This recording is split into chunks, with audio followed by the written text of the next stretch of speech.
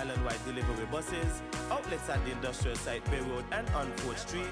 Opening hours from 5 a.m. to 6:30 p.m. Easy the man. Island bakeries, good to the last crumb. Island bakeries, good to the last crumb.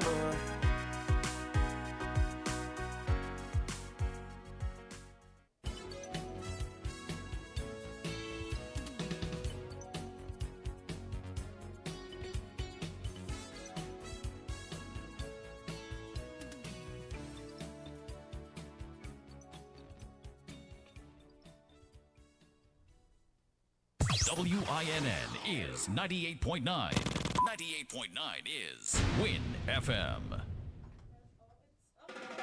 Every day in a busy world, we have to do so much. Bank with CIBC and get that personal touch. Share your ambitions, let us help your dreams come true.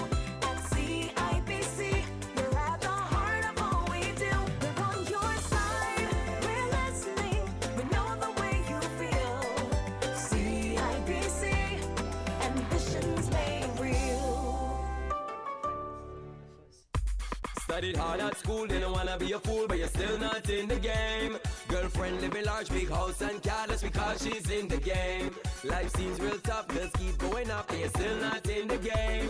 It's not that hard for all that to change, it's time to get in the game. You have to be in it to win it. Super Lotto, in it to win it. Super Lotto, in it to win it. Super Lotto, you have to be in the game. Only $6 to play, so play today. Only $6 to play, so play today. Only $6 to play, so play today. You have to be in the game. Get your tickets from Caribbean Lottery retailers island-wide. Hey.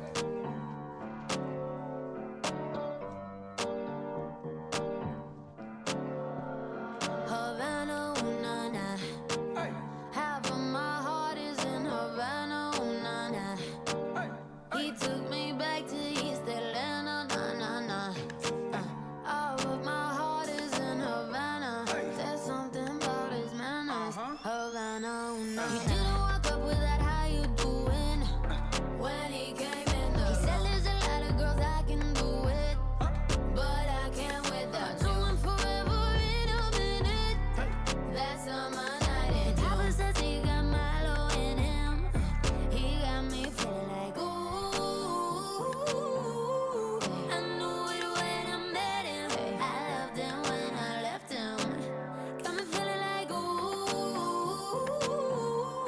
And then I had to tell him I had to go.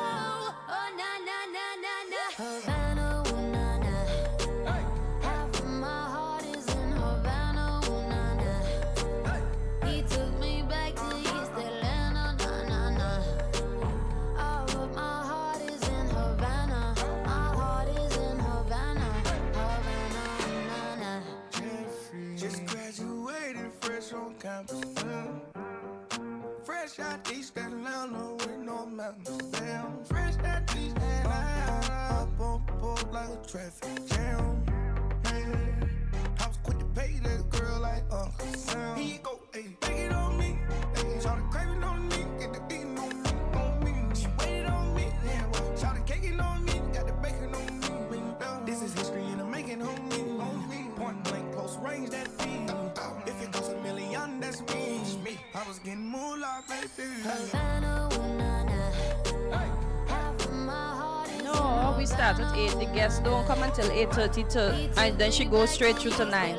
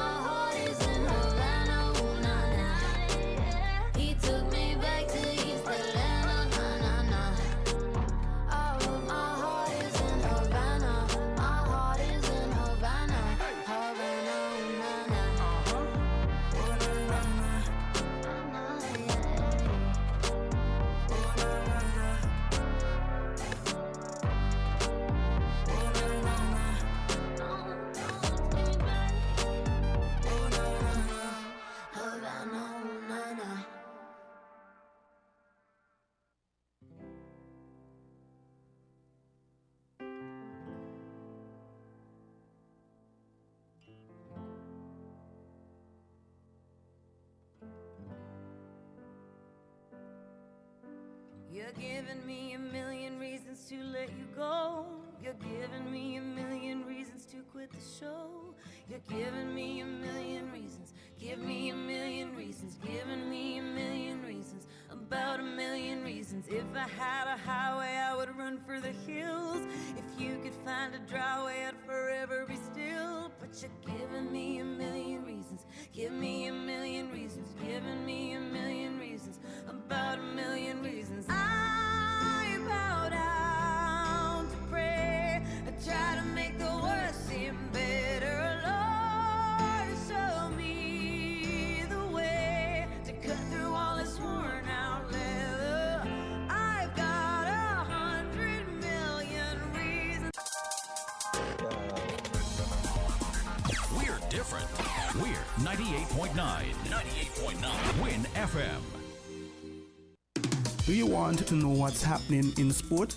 Tune in to On the Ball, a weekly tour show which is on WinFM 98.9 every Tuesday from 7 to 9 p.m. with me, your host, Troy Biff Mills. We will keep you on the ball with our variety of guests and, of course, your calls, discussing the facts and the stats and sharing your opinions. Get on the ball and stay on the ball by tuning into On the Ball with Troy Biff Mills on WinFM 98.9 every Tuesday night from 7 to 9 p.m. and also on Facebook and YouTube. Be on the ball.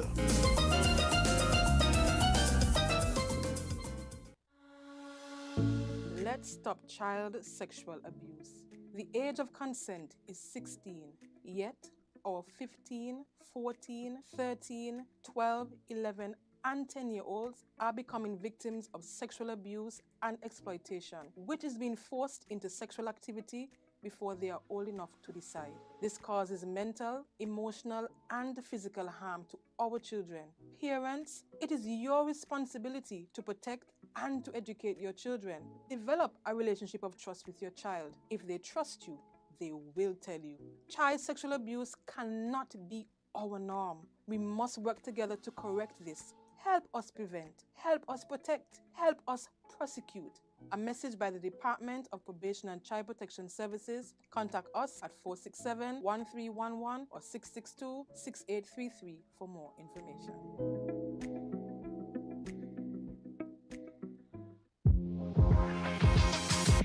Welcome to Island Tea with your faves.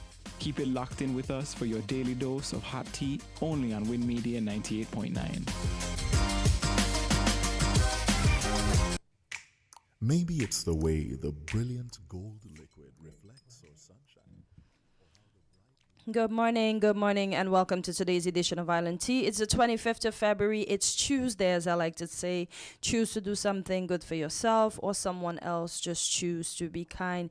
Good morning to the Federation of St. Kitts and Nevis, the regional and international diaspora. Good morning, and welcome in. This morning, I want to start off the program wishing the Bonn EBJ Harmonic Steel Orchestra happy 10-year anniversary. And I saw an article right here on WinFM.com, and I'm just going to read the pertinent parts, and it was written by Yolanda Weeks. And it says the EBJ Harmonics, like other steel band groups, has had its share of challenges, but according to MJ Byron, the group's leader, the aim is to keep the tradition alive and carry on the legacy of the panists who paved the way for the new generation of pan enthusiasts. He said, unquote, "It is about preserving the legacy of Tea Time, Earl Boots Jones, our namesake, Melvin Melly Hewlett, and many more that have passed on, nurturing traditioning,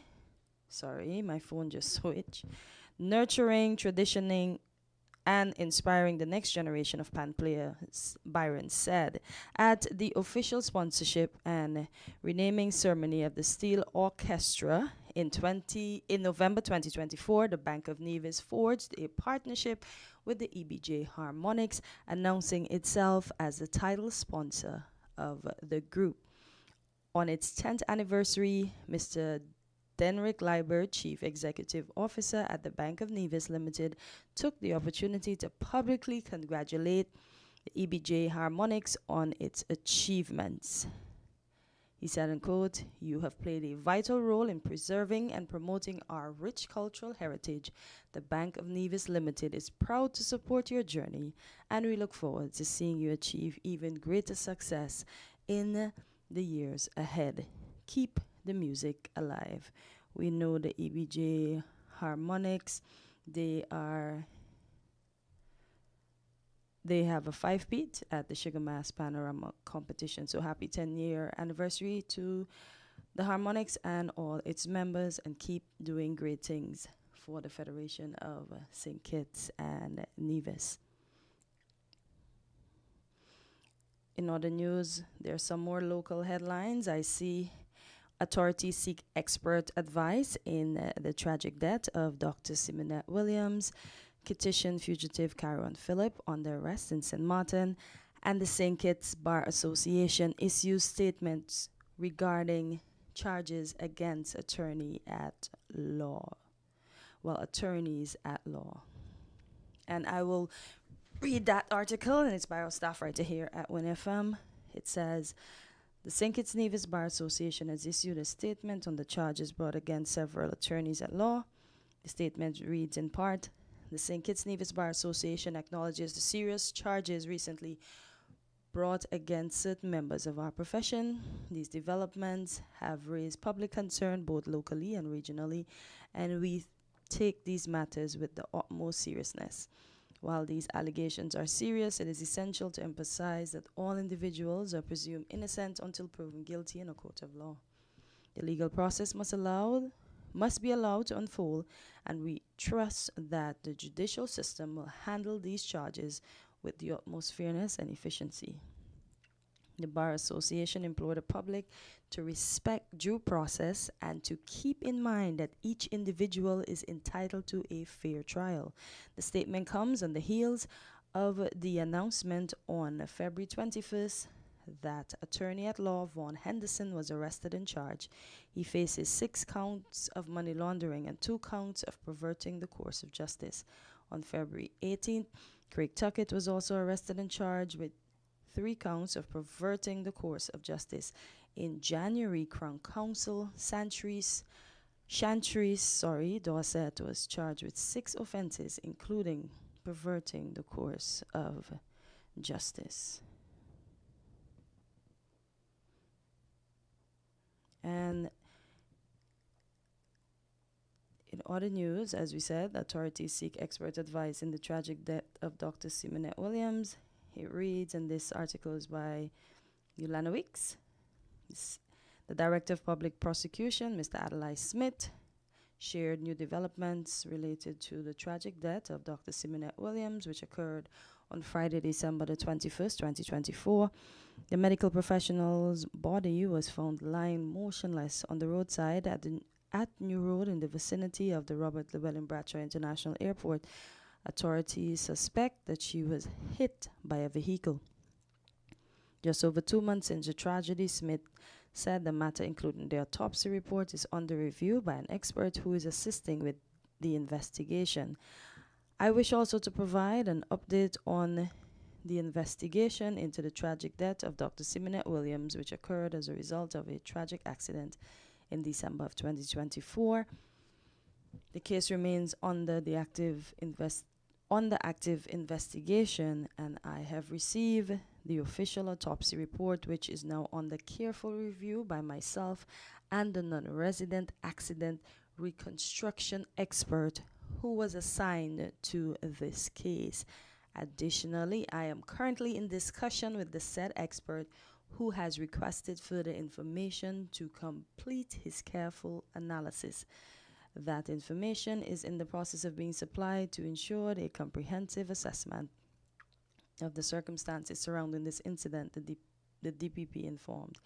The DPP expressed gratitude to the doctor's family for assisting with the investigation thus far, and also calls on other residents and citizens to provide supporting details that could bring further progress in the case.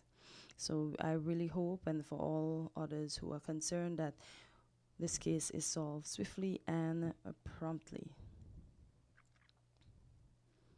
Now there's a little excerpt I want to play. I got it yesterday. I think it has made history by importing the most cars in a long time. Well, it's a first time. Let me say it's a first time feat, but they've made history by importing the most cars, as Mr. Freeman would have said, in his 2 decades of working at the seaport. So here goes.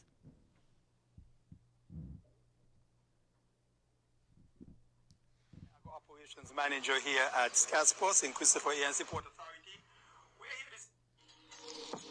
Hey, this is Mr. Kervin Freeman, cargo operations manager here at SCASPOS in Christopher ANC Port Authority. We're here this morning, Sunday the 23rd February, because we have a exceptional operation here today, where today we'll be getting in a total of 312 vehicles. That's 312 vehicles.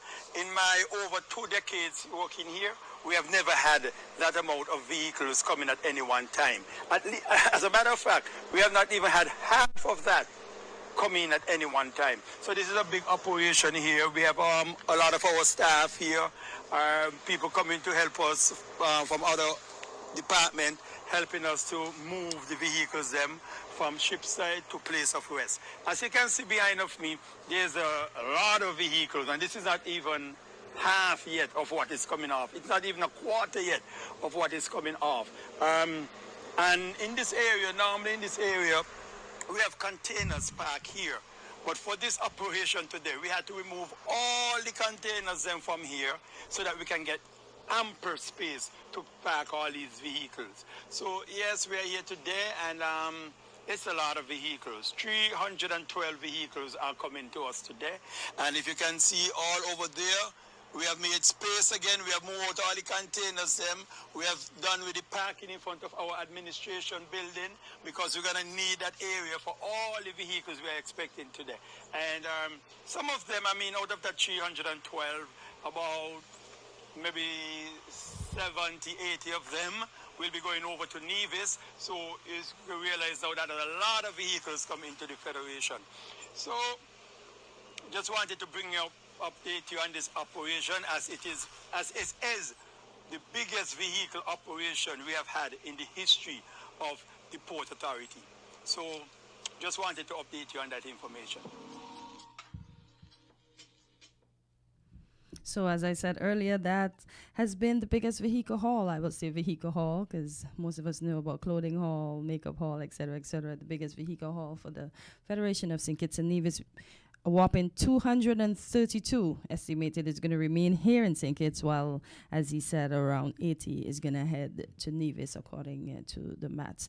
And folks, once again, yesterday I was in the vicinity of the St. Kitts Cooperative Credit Union that's up at Bladens, and there was a driver coming, well, he was going towards Needmus, and there was one turning across to he's going up Bladens, and the speed the oncoming vehicle was coming with, had he not had good brakes, we would have had an accident there yesterday. Folks, if you're gonna turn and you're gonna try to estimate the speeding vehicle, because I'm gonna say he was speeding, that was past 40 he was doing. If you're gonna turn, you have to turn with enough speed to be out of the vehicles, where you cannot turn as slow as you turned yesterday. And I mean, you could have stopped and said sorry at least, but we cannot keep driving like lunatics on the road. You realize we're getting more and more vehicles, so we're gonna have less and less space on the road. So let us drive with caution. Let us be careful. I don't know how much more preaching I need to do for us to understand that we need to drive defensively, we need to drive carefully, and we need to cut our speed. I'm grateful that that person's vehicle had such good brakes that it could have stopped, and I'm grateful they did not hit each other at all, because that would have been a serious one yesterday, because the turning car would have gotten it directly in the side. And we don't know how far in the side with the speed that the Jeep had coming down, it would have ended up. So we count our blessings for that, but I implore you once again, be careful for those of you who are driving, especially in the Ross area, on the straight road, making turns. Don't think you're not a speedometer. You cannot estimate the speed that vehicles are coming with. Wait, nowhere's far. If you're going to be 2 minutes late, as I said, apologize and don't do it again. But let us be cautious on the roadways. And with the increase of cars in the Federation, we must please be mindful. And with that said, we're going to take a short break and we'll be right back. We're different. We're 98.9. 98.9. Win FM. Adventures in history.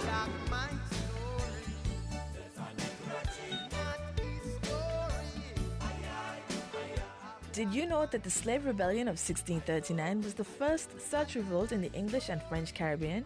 It started in November of that year when a group of 60 African slaves and their women and children left a plantation in Capesterre and fled to the mountains. French troops penetrated the difficult terrain and subdued the group, but one of the leaders managed to hold out a little longer and became a legend as his contemporaries thought he was protected by supernatural forces. He was eventually killed in a raid. Adventures in history. Let's get real on Win FM. Hi, this is Lavi. Let's get real Wednesday nights at 8 on Win FM. Get ready for an hour of real talk that will keep you engaged and informed, bringing you insights, the hottest topics of the moment, and perspectives that matter from the runway to the political arena. Real talk with Lavi covers all.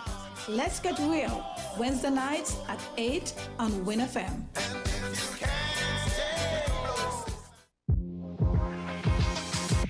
Welcome to Island Tea with your faves. Keep it locked in with us for your daily dose of hot tea, only on Win Media 98.9.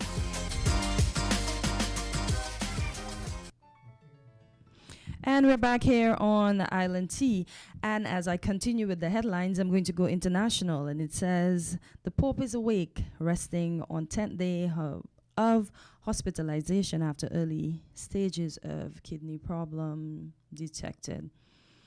And it says Pope Francis woke up and was continuing his therapies Monday after a quiet night on the 10th day of his hospitalization for a complex lung infection that has provoked the early stages of kidney insufficiency, the Vatican said. It said, unquote, the night passed well and the Pope slept and is resting. It said the 88-year-old Pope is continuing to feed himself and is not receiving artificial or liquid nutrition. The Vatican says, adding that he was in good spirit. A medical bulletin was expected late in the day, also later Monday. The Vatican number 2 Cardinal Pietro Parolin was to lead a nighttime prayer of the Rosary in St. Peter's Square. Late Sunday, doctors reported that the blood test showed early slight kidney insufficiency that was nevertheless under control. They said Francis remained in critical condition, but that he hadn't experienced any further respiratory crisis since Saturday. So that is excellent news. So we continue to pray for the Pope and hope that he continues to do well.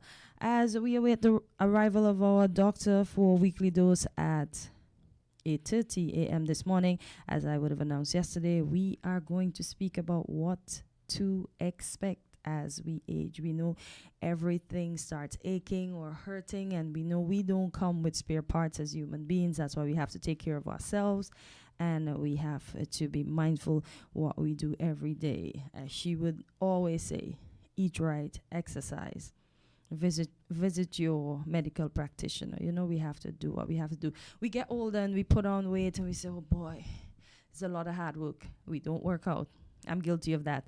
We don't work out and then we expect by some miracle or by doing some grand thing that the way it's going to go. No, we have to incorporate our exercises, we have to eat right, and we have to fight the fat. We normally like to say our belly fat must have been saved by Jesus, that's why it's not going anywhere. Listen, we have to fight that. We have to look, we don't have to look at that belly fat as being saved. We have to look at that belly fat as something that's bad, like the devil, and we fight it to the core, and we maintain what we need to maintain. As we see, the NCDs are on the rise because we're not eating like we should eat. We're not eating like the folks of old. And I don't want to say it was just eating alone. They worked the fields for long hours. The NCDs, from how I look at it or how I see it, they weren't really diagnosed. As I said, back in the days, most of the persons that passed on were elderly people. Now we are burying young folk because we're not treating our bodies right, we're not eating right. Everything for us is fast. We've become somewhat lazy, and then we say we don't have time. But it's your body. You have one body. We have to take care of it. And for those of us who are diagnosed with certain NCDs, we have to do the necessaries to ensure that we don't allow them to become bigger or fester or bring our livelihood down, but that we do the necessaries, take our medication, exercise, eat right to keep our bodies up and pushing. So in other news, as I would have mentioned again, back on the local scene, Kittian fugitive Kyron Phillip under arrest in St. Martin. And it says, and this too, you can find it on WinFM to read it in its entirety. It says Kyron Phillip, a Kittian fugitive who prompted a regional manhunt, was detained in St. Martin. The director of public prosecution, the DDP, Mr. Adlai Smith, announced on February 24th. Authorities at the time believed that Mr. Kyron Phillip, also known as Tollop, fled the Federation by sea. He was at large for over 6 months, while the Royal St. Christopher Nevis Police Force consistently issued wanted bulletins in anticipation of his arrest. The DDP, in a recorded statement, disclosed, "I wish now to give an update on the fugitive, Mr. Kyron Phillip. There has been significant developments in the ongoing case of fugitive Kyron Phillip, who is wanted for murder in St. Kitts. Last week, Mr. Phillip was detained in St. Martin, where he is currently the subject of police investigation. Law enforcement authorities in the Federation of St. Christopher Nevis are actively engaging their counterparts in St. Martin to determine the next steps regarding his extradition or the legal proceedings. St. Kitts and Nevis has no extradition treaty with St. Martin, but the Federation signed on to the Mutual Assistance Agreement. Meanwhile, in a correlated case, Crown Counsel Santrice Dorset remains behind bars awaiting bail. The DDP said, unquote, in a related matter, prosecutor Santrice Dorset remains in custody while her bail application is under consideration by the High Court. Given the serious nature of the allegations surrounding these cases, my office will continue to closely monitor all developments and provide updates as necessary, end quote.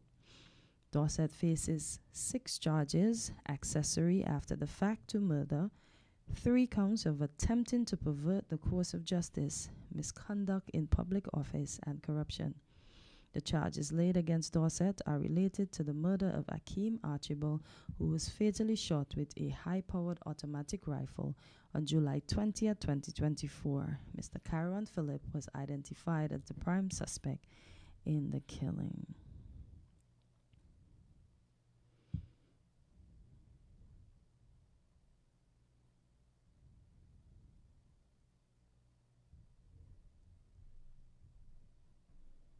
Okay, in regional news, I see Marshall apologizes, calls for collaboration with Minaj, Trinidad killer.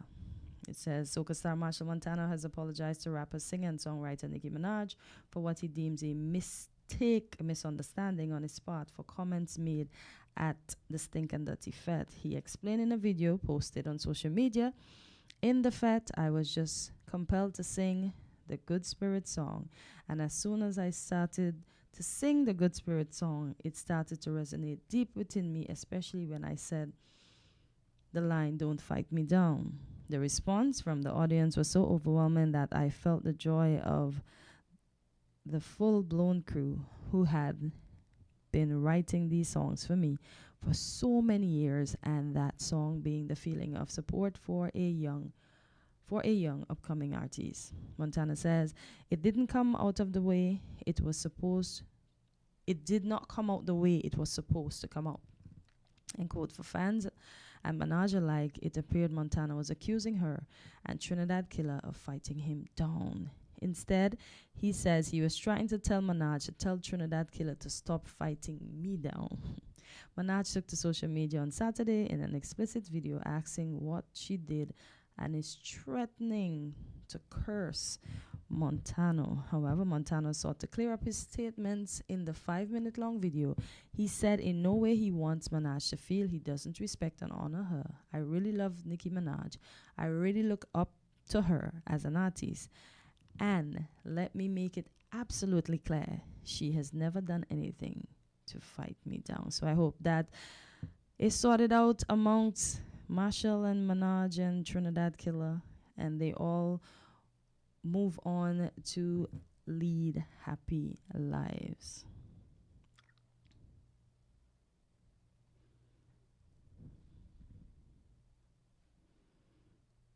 And in other news, I see we have the hurricane. The hurricanes have already been named, and I am like, boy, isn't it a tad too early? You can let me know. But I'm waiting to pull that article up. Okay, there we go. And it says 2025 Atlantic hurricane season names announced. And this article is from Loop Caribbean. And it says the National Hurricane Center has released a list of names for the 2025 Atlantic hurricane season.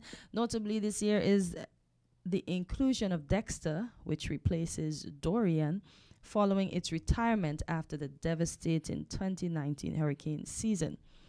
The complete list of names for 2025 with their pronunciation is Andrea, Barry, Chantal, Dexter, Erin, Ferdinand, Gabrielle, Umberto, Imelda, Jerry, Karen, Lorenzo, Melissa, Nestor, Olga, Pablo, Rebecca, Sebastian, Tanya, Van, and Wendy. The announcement comes following what has been reported as the 9th consecutive above-average hurricane season in 2024, which saw 18 named storms, 11 hurricanes, and 5 major hurricanes affecting the Atlantic and Caribbean regions. This significantly exceeded the typical average of 14 named storms, 7 hurricanes, and 3 major hurricanes per season. Hurricane Beryl made history in 2024 as the earliest Category 5 hurricane ever recorded in the Atlantic Basin. The July storm caused widespread devastation, particularly affecting Carriacou and Petit Martinique, the northern dependency of Grenada, and the southern islands of St. Vincent and the Grenadines, including Union Island, Canawan, and Mairo.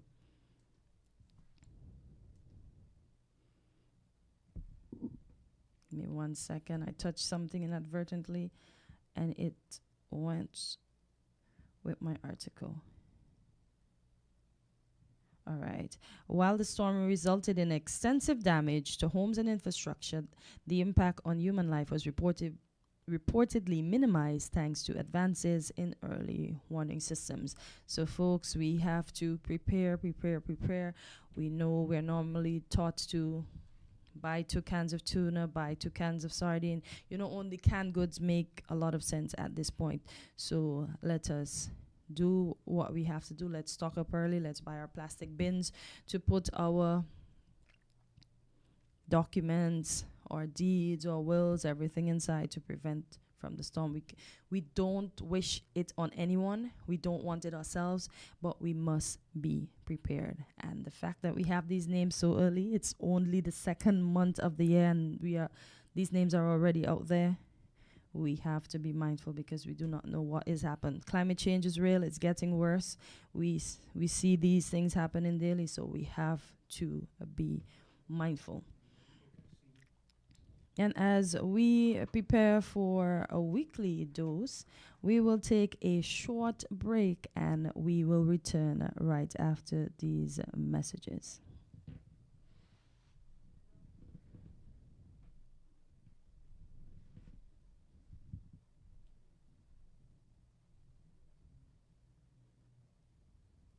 But before we go, I have to play this other one for you so you can know. You can see what Mr. Trump, the bully, did to one of his, I would say, co-workers. Backbone standing up to Donald Trump. You have to see this video when he tries to strong-arm her into doing something that she says she won't. The NCAA has complied immediately, by the way. That's good. But I understand Maine. Is the Maine here, the governor of Maine? Well, are you not going to comply with it? I'm complying with state and federal laws. We are the federal law. Well, you better do it. You better do it because you're not going to get any federal funding at all if you don't. And by the way, your population, even though it's somewhat liberal, although I did very well there, your population doesn't want men playing in women's sports. So you better comply because otherwise you're not getting any federal funding. See you in court. Every state, good. I'll see you in court. I look forward to that. That should be a real easy one. And enjoy your life after governor because I don't think you'll be in elected politics. We're going to take a short break and we'll be right back after this. From the South, 98.9.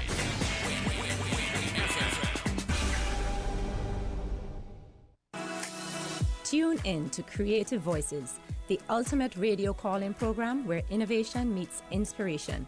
Join me, Dr. Sarah Owen, as I welcome brilliant Caribbean creatives and innovators for engaging sessions that promise to spark your creativity. Don't miss this unique opportunity to interact with our guests, ask your burning questions, and gain insights that could elevate your own creative endeavors. Tune in every other Friday from 10 a.m. to midday. Get inspired. Let your voice be heard. Mark your calendars and prepare to embark on a journey of creativity and innovation with Creative Voices. Adventures in History.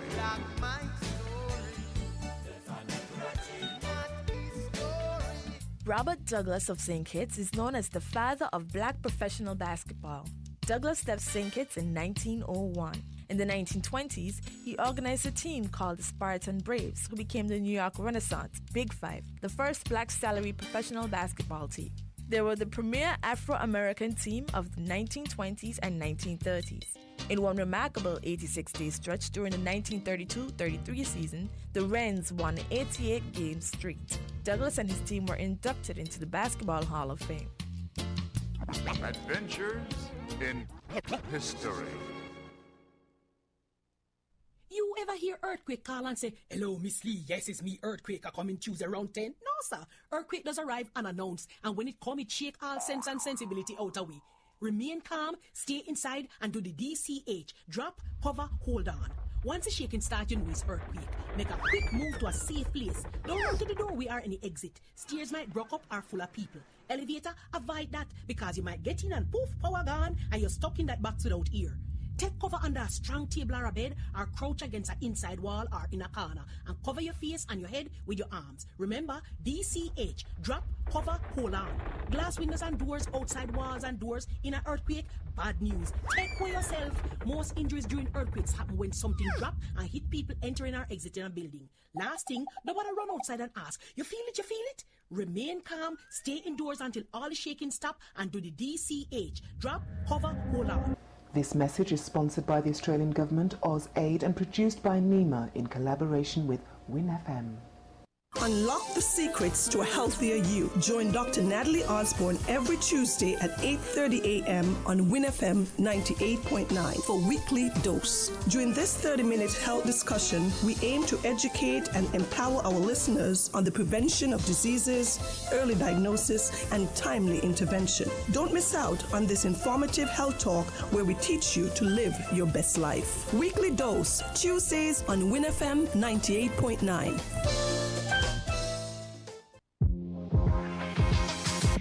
Welcome to Island Tea with your faves. Keep it locked in with us for your daily dose of hot tea, only on Win Media 98.9. And we are back on Island Tea, and as promised, it's Tuesday, so it's weekly dose, not daily dose like I like to call it. I wish we had daily dose. And as I've been telling you since yesterday, we have the good doctor here with us, Dr. Natalie Osborne, sorry. Why am I messing up her name? I find I'm getting very tongue-tied today. So Dr. Osborne is here with us, and what are we going to talk about again? What to expect whilst we age. So good morning, Doc, and let us dive right into it. How are you doing today, though? Good morning. It's great to be here with you. It's awesome. I'm feeling pretty good. Sometimes I got up this morning, I did a little stretch, I did a little, like 20 minutes exercise on the floor. So I flopped. I did nothing. I'm trying. I'm really trying. We all need to get moving somehow. I said that earlier. Yes. Yeah. So it's great. So we're going to talk about what to expect as we age. And we've never really had this discussion. Oftentimes, Kortensia, we don't have a choice about aging. If we could stop it, we would. Yes, there is no exit plan except, if we pass away, we do not we leave this life, but we will naturally all become older.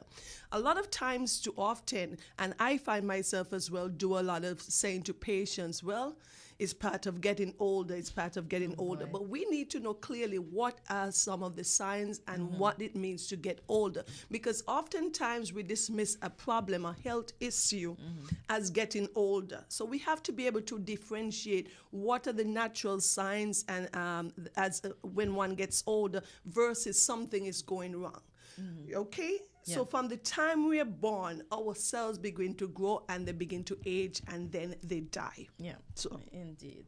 So we're going to first start off with our cardiovascular system. Believe it or not, I put in something like this in Google yesterday, and this is the first thing that come up concerning aging. So what happens to our cardiovascular system as we age? Okay, so yes, so we're going to break it down by systems and structures to see what happens. So our cardiovascular system, we talk about, when you hear cardio, we talk about the heart, we talk about the blood vessels. One of the first things and what happens early as we age, and some of these changes even begin in our 30s, and all depends on how we live, how we eat, etc. So you start getting hardening of the blood vessels. So definitely by the age of 50 and 60, persons have these significant changes. Hardening of the blood vessels, that means what? You develop plaques, like in a calcium plaques, and the blood vessels aren't as flexible. Okay, they do not expand and relax as they should to allow the blood to go through and to allow the changes in blood pressure as we need. Okay, like when you exercise, you have more demand on the for oxygen. So these blood vessels should dilate and relax and allow more blood to flow. But if they're not flexible and elastic anymore, they stay hardened and stiffen. Okay, and it makes it much more difficult. With the heart now, the heart itself, as we get older, the heart itself needs oxygen. The heart itself has blood vessels that goes to it and give it the oxygen that it needs. Those become blocked as well. Those are what we call the coronary arteries. These blood vessels can become narrow. The heart gets less oxygen, okay? The capacity of the heart to pump is not the same. The muscles becomes less elastic. They're not able to stretch and relax as they should, and the heart is not going to pump as well as it should as we get older. So all these changes, so it takes more effort for the heart to pump out the blood. That's why your blood pressure goes up, because of all this narrowing and hardening of the blood vessels. So much more work on the heart. The muscles become thickened over time in the wall. That's not necessarily a good thing, because what? The chambers, because the walls become thickened, the space or the volume capacity of the heart is lessened now. So it has to do a lot more work, has to pump a lot harder, and that is where we can have heart disease. Inside of the heart as well, we've got things like valves that move blood from one chamber to the next. There are 4 main chambers in the heart, 2 upper and 2 lower. And these valves, as we get older, they become stiffened, they don't relax as they should, they don't close as they should. So we have valve issues. That's what we have, things like arrhythmias, like abnormal heart sounds and stuff. We get things like murmurs. So you hear the doctor, oh, you have a murmur here. There's a abnormal sound coming from the heart because of how these valves close and open as we age. The aorta, you've heard about this aorta. This is a very important blood vessel. That's the main blood vessels that runs from the heart, and it sends blood to all throughout the body. So it passes through the chest, it goes into the abdomen, and it divides and sends blood all throughout the lower limbs. That becomes atherosclerotic as well too. What does that mean? Hardening of this blood vessel. It becomes narrow, the blood is not flowing as it should, and then you have other complications. Sometimes it weakens the walls, and this blood vessel become dilated or balloons out, and there's thinning and weakening of it that could give what you call an aneurysm. So then you could have all these problems associated with it as we get older. All right. Before I go on to the next question, do you have to be a particular size, or let me not say size, a particular weight to experience a brain aneurysm? No. Okay. No. Some of these aneurysms happen over time because of poor care, weakening. Some of it is congenital because there's what we call connective tissues and stuff, collagen that is there. Some persons may have deficit of some of these. The long-term high blood pressure can lead to some of these ballooning out, because aneurysm is nothing more than a weakening in the wall of a blood vessel. Some of it is congenital. All right. Okay, and it doesn't, anybody may have an aneurysm, and you could have an aneurysm and don't know. Sometimes the first time someone knows when they have a rupture of this aneurysm. So the aneurysm isn't always fatal? No, there's certain instances when a person can get to a center in a timely manner. It's a smaller aneurysm and it can be addressed. Not all the time. A lot of time it is, especially if you have a brain aneurysm, especially if you have an aneurysm of this major blood vessel that we talk about, that's the aorta. Okay. So what can we do to promote our heart health? So as we talk about aging and we know these things are happening, how can we slow some of these down so that we can improve our heart health and live a much healthier and longer life? Exercise is always going to be involved here. You want to make sure that you have daily activities. You're walking. You want to swim. You want to do other activities that you enjoy, and you want to maintain a healthy weight. Always, when a person is obese, there's much more risk associated with it, much more demand on the body. And it means that you're eating a diet. Typically, when someone is obese, I know there are genetic factors, but oftentimes it's because of how we eat. Our diet is poor. It's high in a lot of saturated fats. It's high in a lot of carbohydrates. So you want to eat a healthy diet, Kortensia. Your fruits, your vegetables, your healthy grains and legumes. That is always going to be important. And limit a lot of these saturated fats and salt. Do not smoke. We know the effect of smoking on the cardiovascular system.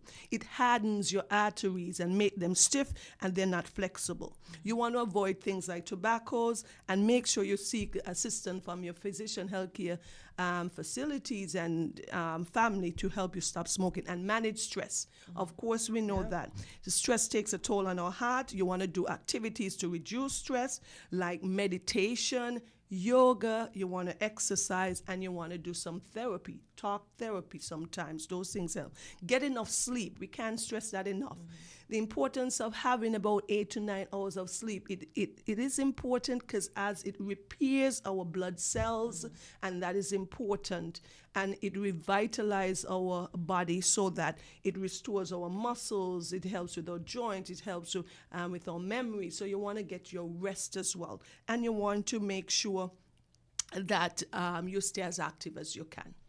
As we get older, our sleep time for most people, it normally reduces. Some people experience insomnia. For older people, like in their 70s or the 80s, they only can sleep 3 hours a night. How do persons like that deal with enough Sometimes sleep. there's a lot of changes that happens. We've spoken about menopause. When a female gets to that age, she suffers with a lot of insomnia. Yeah. Yes, there's certain persons as well. You can have some sleep aid like melatonin, certain things that are natural, certain teas you can use. You want to stay active.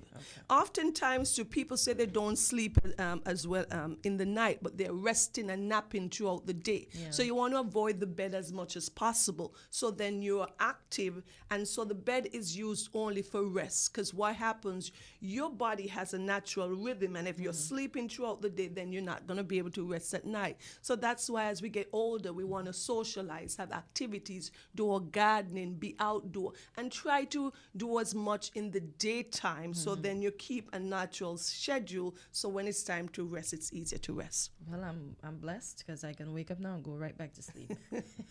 What happens to our respiratory system as we get older? So our respiratory system, that's the system responsible for getting oxygen into our lungs and helping us to get oxygen into the cells and tissues, because every living tissue needs that oxygen. So we know that. What happens as we get older, your lung capacity, may sound like a big word, but the ability for oxygen to get into your lung and your lung to receive that decreases, so your lung doesn't expand as well as it should. All of these lung tissue, they're not as elastic, and they become hardened and a little bit stiffened as well. That is it. You've got your muscles, your respiratory muscles, all those muscles that are in the chest wall, they become a little bit harder. They don't expand and relax as they should. They lose their flexibility. You've heard of that muscle that's called the diaphragm. That's that muscle, that thin, flat muscle that separates the chest from the belly.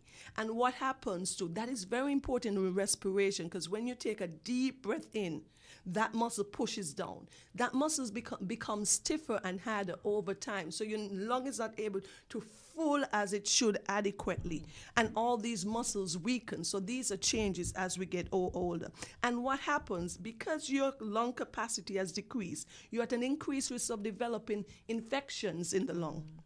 Pneumonia. You've often heard of older persons being hospitalized with pneumonia.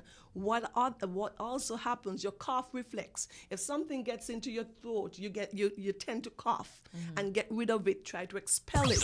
But as you get older, it is much more difficult to do. Okay. As I mentioned before, we do not come with spare parts. So tell me, what's happened to our bones? What happens to our joints? What happens to our poor muscles as we age? Okay. Yes, a lot happens. You realize that because oftentimes you can look down the road and see someone walking and have a clear idea of their age. You may see them from the back, but because of how they're moving, and that is what happens. What happens? Your muscles becomes weaker. You start losing a lot of muscle mass as we age. Yeah. We know that. Okay? So then your muscles are not as flexible as before. Your joints, we know that we have these discs that are called cartilage that line the joint. There's nowhere to replace those when they're worn out over time.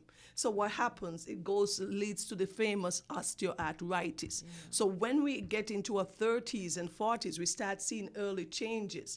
We've got to be careful about that. So your bones become less dense, thinning and weakening of the bone. What happens with that? You're more prone to having things like a break in the bone, a fracture, you slip and you fall. So everything starts to weaken. You have an increased chance of falling and injuring yourself, and we want to make sure that that doesn't happen.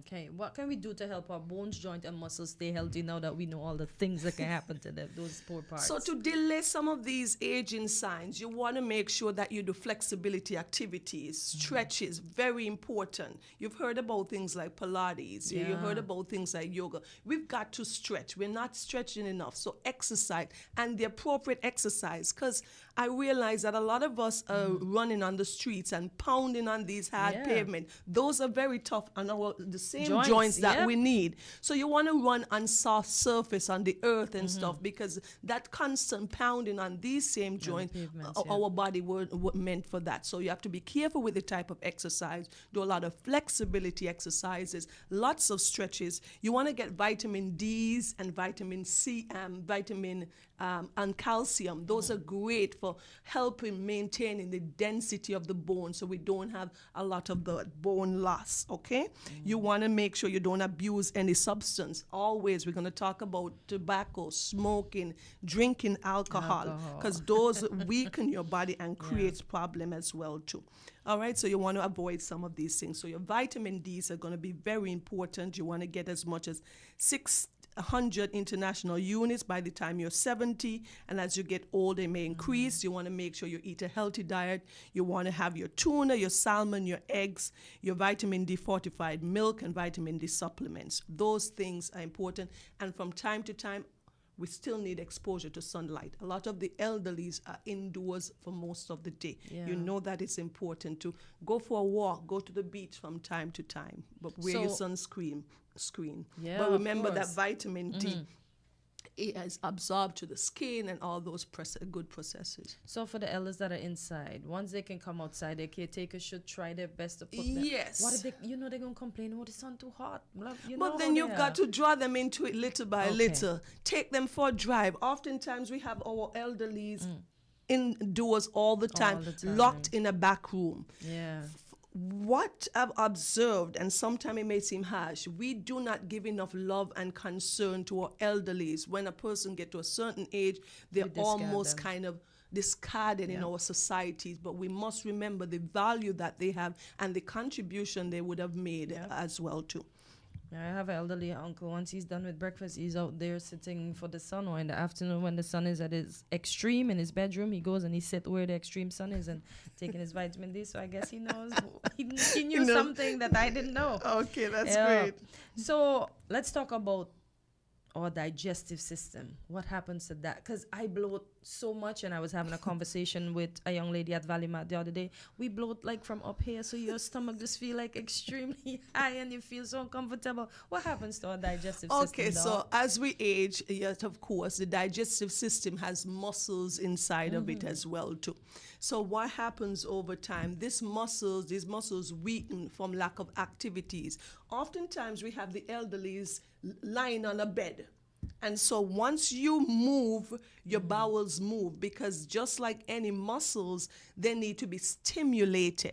So as you get older, we tend to have our elderlies having a lot of constipation. So these individuals, they do not go to the bathroom regularly because they have a lot of inactivity. There is a natural slowdown of the digestive movement, their muscles and their peristalsis that push the food along. So that slows down. So the elderly tend to be constipated. They get a lot of bloating at times as well too. Stuff is not moving as it should. So we want to make sure that we limit the amount of like fat and those red meats in the elderly, and those things that are lots of carbohydrates, and give them more fiber-rich food and stuff like that. What if they refuse to eat those? Trust me. What if they refuse to eat those? What can I give that person to make them go and them not take laxatives? And what if they don't reach down there in time? Yeah. What can we do? That's why I'm going to change their diet, and it starts early now. So it's not waiting until you get to your 70s to make lifestyle changes. It's now that we're in our 30s, now that we're in our 40s, we're preparing for that latter part by making sure that we're eating healthy, so that, remember, our palate adapts. So you want to make sure that you're eating your nuts and your grains and your food that are healthy, so that when you get older, your body's already accustomed to them. And you have to encourage the elderly to eat the healthier stuff. And oftentimes, when you have somebody in an extreme age, persons just rest the food there and they go about their business. And they come back a whole day after, sometime hours after, and the food is still there. Your granny doesn't eat as much. There are changes in her salivary glands. She's not tasting the same anymore. In her nose, the olfactory system changes so that she doesn't smell the food. And sometimes, when you have a cold and you're sick, those changes happen. And then you can't differentiate between an apple or a potato. And so, yes, you don't have that desire to eat. So we've got to encourage and coax, almost like as a person gets older, like returning to a child. The Bible speaks of that. Yeah, indeed. So you spoke about preventing constipation. With our diet, of course. Lots of water. We know as a person age in the central nervous system that's in the brain, there's a sensor there that responds to when we're dehydrated, when we need food, okay, and things like that. That kind of switches off. So older individuals tend to tolerate a lot of dehydration. Yeah. So they do not drink a lot of water. And that water is important to help them go to the restroom. Yeah. And so you've got to ensure, Granny, you drank some water today, bring a nice glass of water. If she doesn't like just a plain glass of water, let's throw some lemon in it, make it a little bit more flavor, the water. So she's still getting water, but it's a little bit more palatable for them to eat. And the high fiber diet, you got to make their little salads, give them their little smoothies as they get older, so that we can limit the constipation. Because constipation leads to a whole other source of complications in the elderly. Wow. So what can we do to promote bladder and urinary tract health? Because that's the next thing that I know we're not picking on the old folks, but we know that's the next thing they too suffer with. So help us to prevent that. We're not picking on anybody. We all going to go through this process. Exactly. The only way out is through death. Yep. So if we're living, we will get to that point. This is something we have not we will not be able to change. So what happens? Your muscles all over weaken. Your bladder is a muscle as well too. That becomes weakened. You cannot control it. It doesn't contract and relax as you once could. Back in the day, you could have held your urine for a longer period of time. You can't do that. So the elderly, they have to go to the restroom quite often, and they pee a lot. There's weakening in the pelvic floor. There's that floor there just below the bladder area that weakens. So then what happens? You have urinary incontinence. Elderlies can't hold their urine. You have prolapse of organs, especially in females who have given birth. And more so if they've had multiple pregnancies and multiple vaginal delivery. That floor is weakened, and then what happens? When she get older, the bladder can weaken and fall down and collapse. Okay, and that is why she's unable to hold her urine, and she has all this difficulty and sensation there. So we can have incontinence as we get older. We speak about the other parts of the urinary system. We know that also your prostate can become enlarged as we get older. We've spoken a lot about the prostate in men. What happens? The prostate enlarges, it sits below the urinary bladder. What happens there, Kortensia? It blocks the tube that allows the urine to leave the bladder, and the men are unable to pee. And sometimes they go into full retention, or sometimes they say, but doc, I'm peeing, but I'm peeing so often because it's coming out drip, drip, drip, drip, drip. We don't have any control over that. As we get older, the prostate is naturally going to enlarge. And at the age of 40, a male's prostate begins to enlarge naturally. And so he may not have, you don't have any recourse, but to address it as soon as possible. And some may enlarge at a much higher rate or much quicker rate than another individual. A lot of these things still are genetically associated. So these men, when then you say, oh, grandpa, you smell of urine, you have to understand that sometimes because he cannot control the urine leaks out because it's so backed up and there's so much pressure there. It leaks out, and some of it dripped. It messed up his pants. It messed up the seat that he's sitting in. So we've got to be aware of these things and get him help, because we can give them some medication to help relax the prostate, relax the muscles, and help the urine to come out.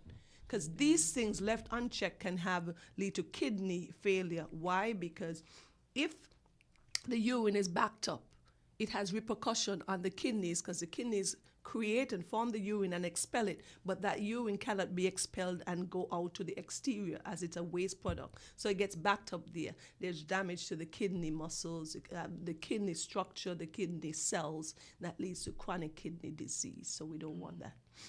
I drink a lot of caffeine, and I know you said we have to start early.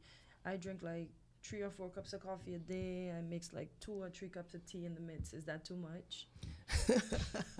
There are benefits and risks of having too much caffeine and stuff, so you still want to be careful with that. The natural teas ultimately are better, okay? But if you drink some coffee, there's some literature and studies, there are some benefits to having coffee. So just everything in balance. Yeah, It's not an absolute. It's not an absolute no. Alrighty. So what happens to your memory as you age? Oh man, all of us have that from time to time. We struggle with this brain fog. We struggle with this loss of memory. We struggle with all of this as we get older. So what happens? Your brain undergoes changes.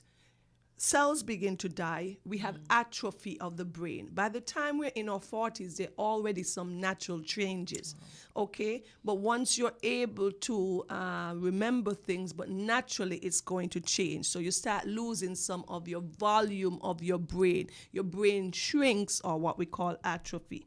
Sometimes you may forget some things on and off. That's natural as we age. But if you realize that your memory is deteriorating at a rapid rate, you may need to look into it, because we've got things like dementia or Alzheimer's that you may see.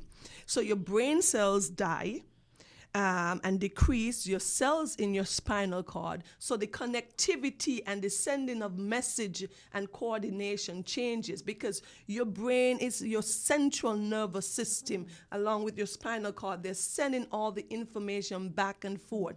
You do not respond as quickly as you once would. Somebody throw a ball when you're in your 20s, you grab it immediately. So your response, you see the ball coming, you do not respond, though it's a little bit slower. So your connection is abnormal. We develop plaques in the brain. Another thing that affects the brain quite significantly, Kortensia, is when you have narrowing of the blood vessels and plaque. Remember, we need oxygen to go to this to our brain. Our brain is the most essential, along with the heart, of our organs. So you always need oxygen going to that brain. If the blood vessels are narrowed and damaged, that decrease oxygen, so your cells, because remember, our body is made up of trillions of individual cells that create these tissues, that create these organs. They individually do not function, so they lack oxygen and stuff. You see some deterioration of your memory. And we have genetic risk factors as we get older that can lead to dementia. You've seen family have a history of having dementia, and we're going to look at some of the things that we can do to promote memory. A quick throw in there. Do women suffer more from memory loss or men? Have you? I didn't see anything in the literature that specify which, but I don't know if there's studies to speak on who suffers more. Okay, so what can we do to promote our memory health? This is important because, as we say, oftentimes we brush things aside and say, oh, you're getting older. And we dismiss some of the complaints and symptoms. You want to include physical activities. Always get that heart pumping. Why is that? Because it increases the blood flow. Increasing blood flow increases oxygen to these vital structures and these cells. So activity. We have a tendency as we get older, we stop doing some of the things we used to do. Oh, she's too old. I'm too old now to even bother. So we don't want that. We want to keep and increase our physical activity. You want to eat a healthy diet, of course, because it benefits your brain. Fruits, your whole grains, your nuts, your legumes. You want to make sure you limit the amount of food that is high in saturated fats. Get your fish.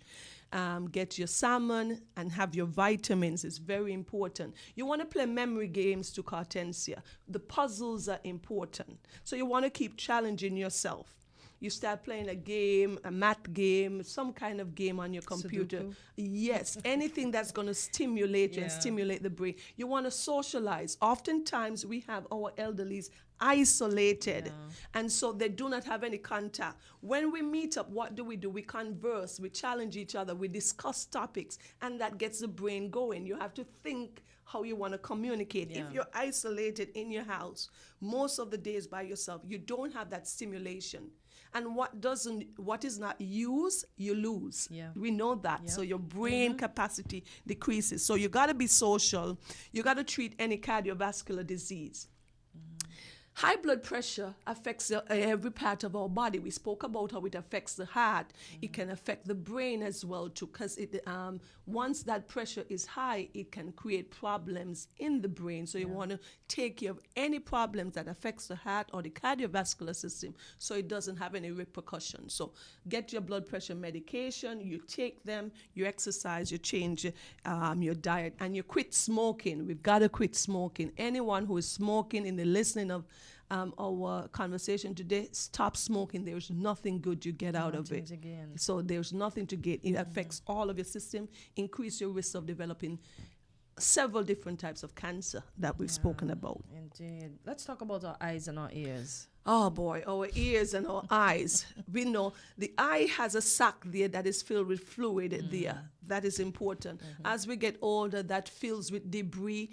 The drainage system change that's supposed to exchange that vitreous fluid that's inside the eye there. You have changes in your retina. That is that thin membrane at the back of the eye that's supposed to help with the exchange of light, and it's sending information to the brain so you can see. That becomes weak and thinner. The blood vessels to there becomes damaged, and so you start having difficulty in your vision. You've heard of these floaters that you see. The white thing sometimes. Yes, so you have those developing as you get older. Though most of the times they're harmless. It's best to check it out with your ophthalmologist. So your vision naturally deteriorates as you get older because of this. So when you have vascular problems, every part of the body needs blood. You have decreased blood to your eyes. You have damage when you have diabetes. You have diabetic retinopathy, destruction of the retina back there, leads to blindness, we have glaucoma. And these are things as we get older. So we need to see our eye specialist and get those things checked out. What about your ear? We've got your outer ear, inner ear, and middle ear. So there are 3 sections there. You've got bones inside them, 3 specific bones there. And every time there's bones, there are joints to hold these bones together. They become arthritic over time. They lose the cartilage. Your hearing ability decreases. Every time somebody's talking to you, you want them to speak louder. There is sensory here inside our ears. They start to deteriorate, and so transmission of the sounds and stuff that is necessary. Even our earlobes, you've seen sometimes our earlobes, as we get older, the cartilage becomes longer. Yes, and the ear becomes larger. So these are changes that happens naturally. So then we've got to be careful with the loud music that we listen to in our youth, because that can create destruction of these structures. And if there's a specific nerve that's called the vestibular cochlear nerve. It's also important for balance, not only hearing balance and as well too. So we've got to be careful. So avoid listening to these hard, loud music for a long period of time and close to these loudspeakers and stuff like that to not damage our inner ear and the structures that are important there. Naturally, we're going to have some of these changes, but we don't want to speed up these deterioration. We certainly don't. Let's talk about our hair, skin, and nails. Okay, women, we don't like this bit. Okay, as we get older, we get these famous wrinkles, and we want to keep them at bay. Why is that? Because in our skin, we have elastin and we have collagen. These are the famous proteins that keep the structure of the skin. All right, as we get older, these start decreasing, and so the skin starts sagging and creating these lines and wrinkles that we want to avoid as much as possible. All right, so you know that in the skin, you can take care of it, avoid the sun, use certain creams that keep your skin moisturized, keep your skin hydrated. That is extremely important.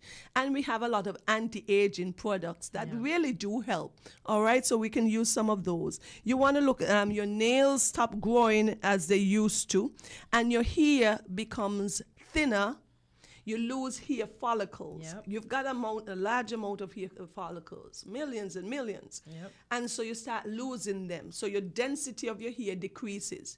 You start losing melanin. So your hair now start to become gray. Oh boy. Yes. Some people are going to gray earlier than others, because I know in my family, my mother started having gray hair very, very early. I know little kids that yes. aren't even teenagers that are gray. And because those are some genetic changes, but typically, okay? So even our men, let's talk about them. We have the male pattern baldness. Remember we spoke about androgen. Yeah. So it is a paradox. You start losing here on your head, but you start gaining here in your ear, in your face, like a chia pet. Now you're gaining here where you don't want to gain it, in your nose.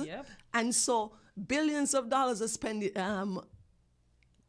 yearly to try to solve some of these problems, because nobody wants to have that balding that they have. Okay, so you'll see that men start combing their hair over to try to cover it. They wear toupees as well too. That's become quite big in the industry too, because some persons are having these problems early in life, but as we get older, those things are going to happen. You start losing androgens, your different androgens and your testosterone, so your hair thins out. But then you get those nose here that your wife have to keep telling you to cut. you have the hair in your ear that just coming on your earlobe and stuff. Shucks so we can't help all of these. Let's talk about some other changes. So quickly, voice changes. If you get on the phone with somebody who's 25 and somebody who's 65, you can tell. Because we've got the vocal cords, those muscles become weaker as well. It's not the same. The vocal cords do not open and close as it used to.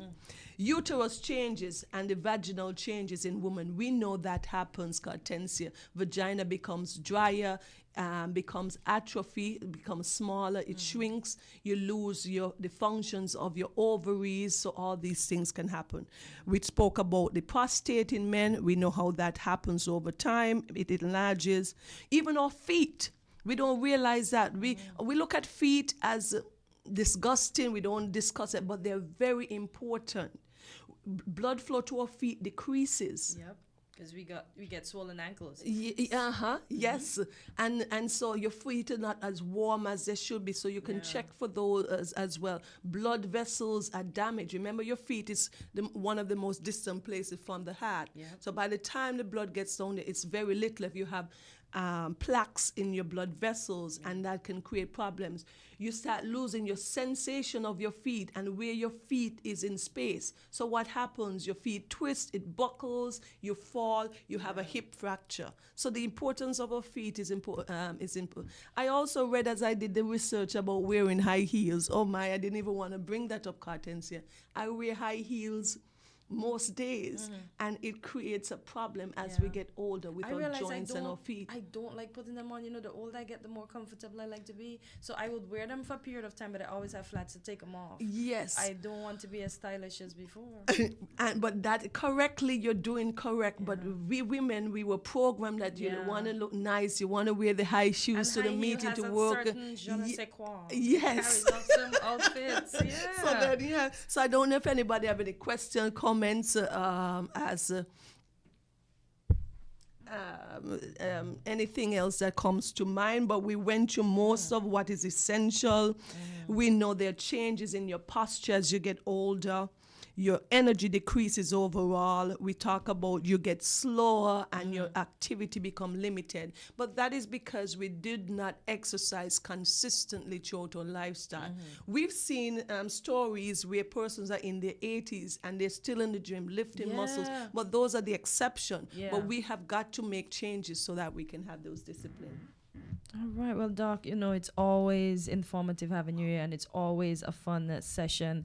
I look forward to next week, but this is where we bring it to a close today. We hope for those of you who have questions, once we have the phone lines open the next time, you save these questions and you can always ask the doc. You know, she's here and willing to help us age with grace like she is doing. Okay?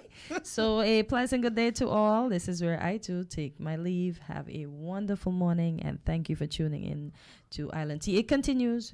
It doesn't end, but this is where I have to take my leave today. So a great day. WINN is 98.9. 98.9 is WIN FM.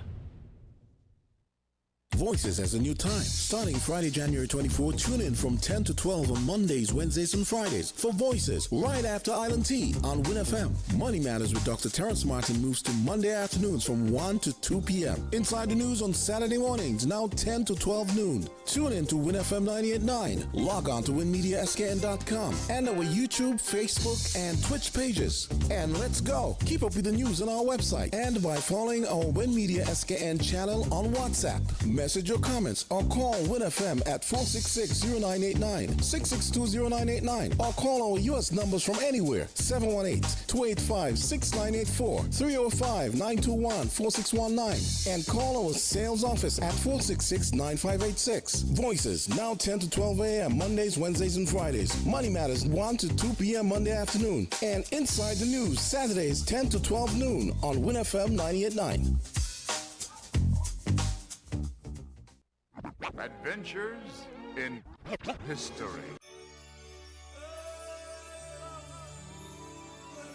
The flood of 1880 resulted in the deaths of 231 persons in Bastille. Most of the damage occurred in College Street, where the gutter ran heavily.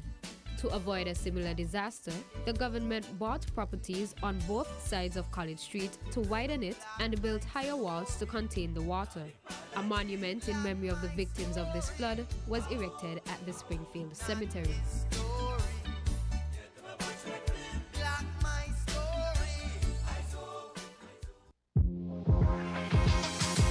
Welcome to Island Tea with your faves.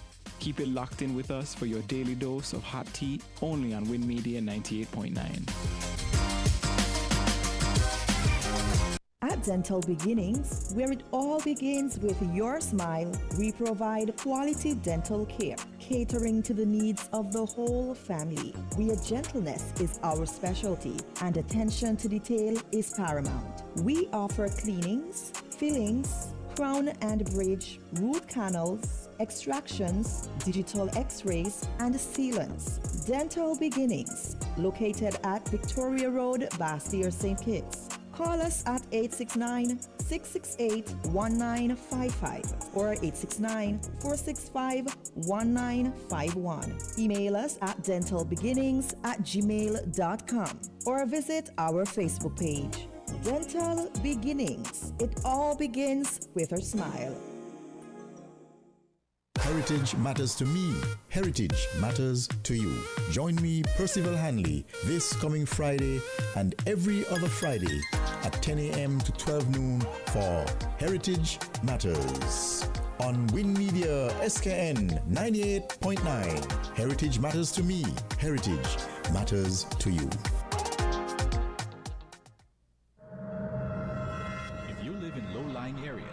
Be aware of the possibility of tsunamis immediately after an earthquake. A strong earthquake lasting 20 seconds or more is a natural tsunami warning. Do not wait for an official warning. Gather your family members and evacuate immediately after the shaking stops. Don't delay.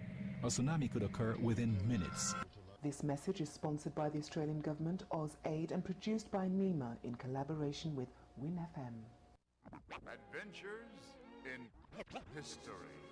It's Black History Month, and here are a few black inventors and their inventions. Andrew Beard, automatic car coupling device in 1897. Henry Blair, mechanical seed planter in 1834, and mechanical corn harvester in 1836. C.B. Brooks, street sweeper, 1896. Dr. Charles Drew established blood banks all over the world in 1940. Just a few black inventors and their inventive contributions to our world. Adventures in History.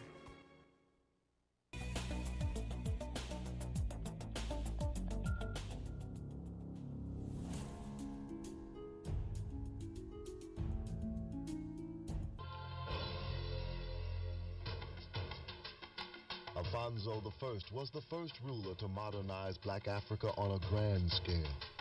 He encouraged his people to learn Christianity and new skills in masonry, carpentry, and agriculture. Alfonso streamlined politics, established modern schools, and later became the first ruler to resist the slave trade.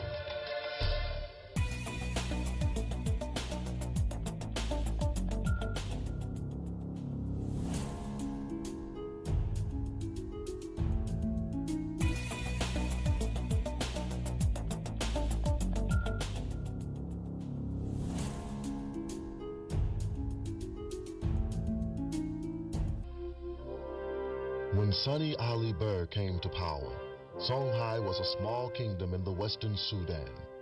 With a ferocious force, the warrior king won battle after battle, routing marauding nomads, seizing trade routes, and ever expanding his domain. He captured Timbuktu, bringing into the Songhai Empire a major center of commerce, culture, and Muslim scholarship. His greatness is still legendary among the Songhai people today.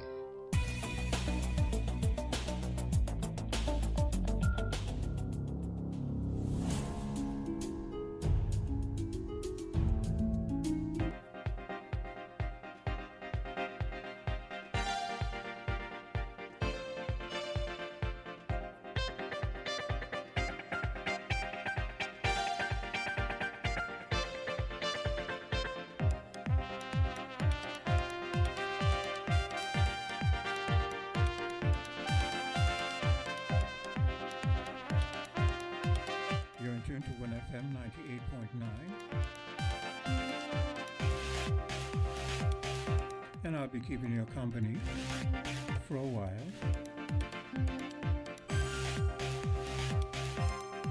The time is about 15 minutes moving away from the 9 o'clock hour.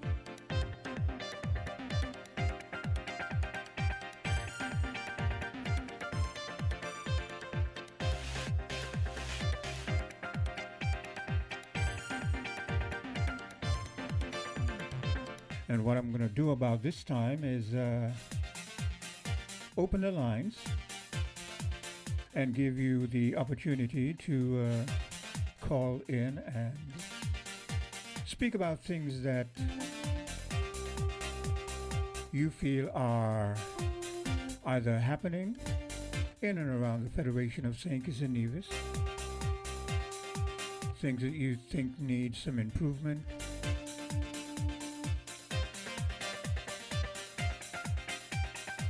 what's happening in the news,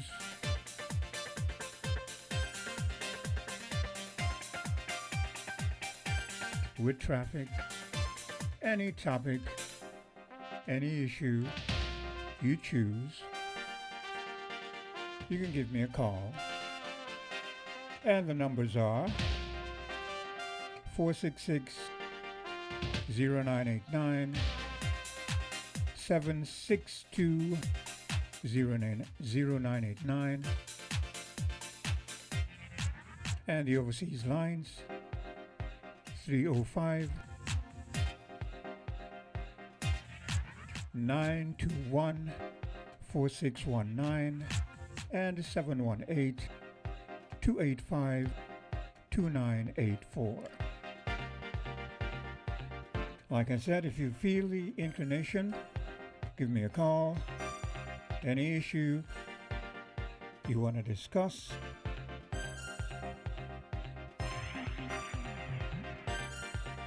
in the meantime,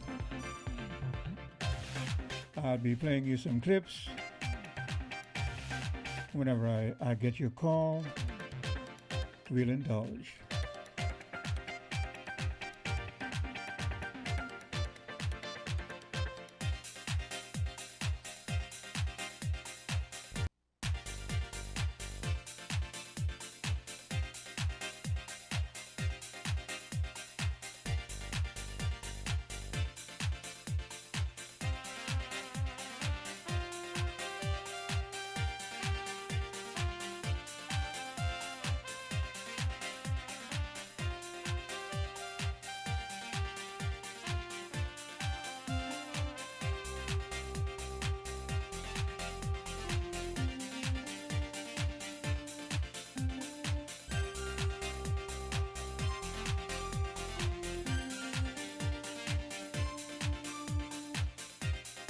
And as you may have noted, I did play some clips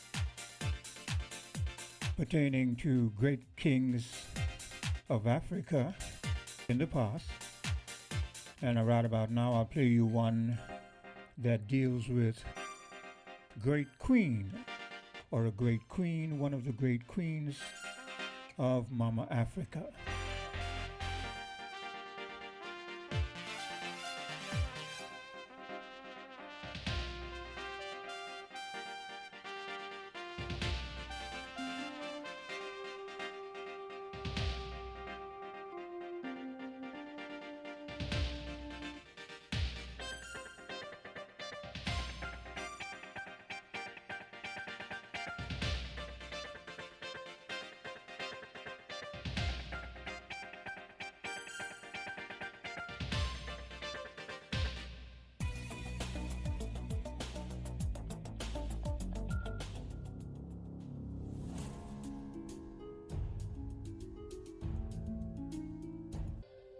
Promoting industry and agriculture, Hatshepsut may be the greatest female Egyptian ruler of all time. As the first woman in recorded history to preside over a nation, Hatshepsut cast aside the theory of male supremacy. Her spirited defiance of male dominance for 30 years endured to the very end, as evidenced by the discovery of her tomb in the Valley of the Kings.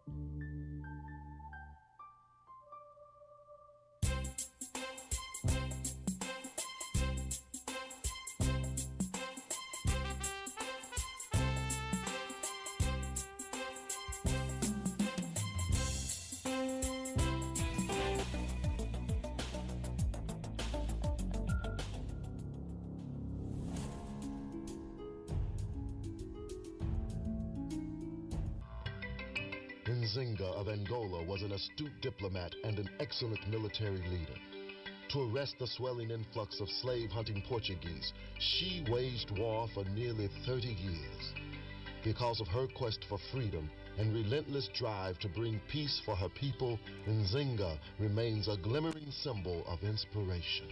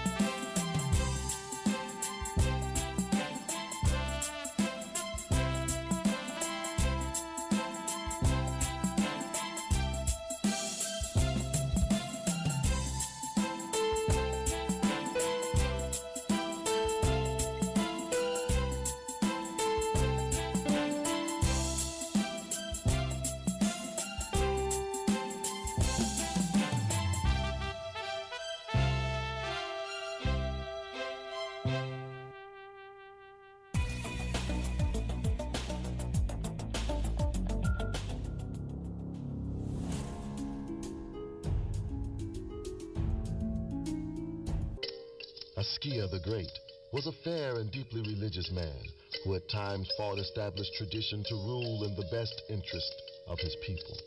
A devout Muslim, he ruled Songhai strictly according to Islamic law. Askia Muhammad Touré united the entire central region of Western Sudan with a government that is still revered today.